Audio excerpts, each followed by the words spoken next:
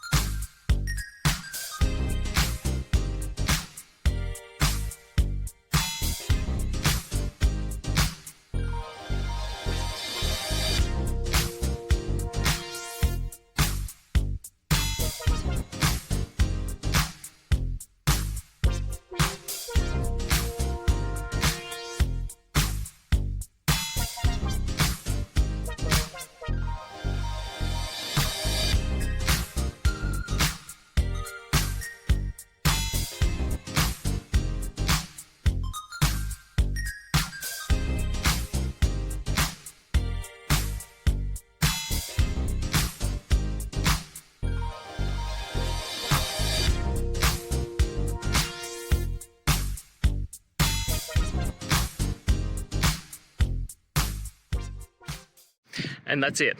I hope you found the solution that you're looking for. If you did, please hit subscribe. I'd really appreciate it.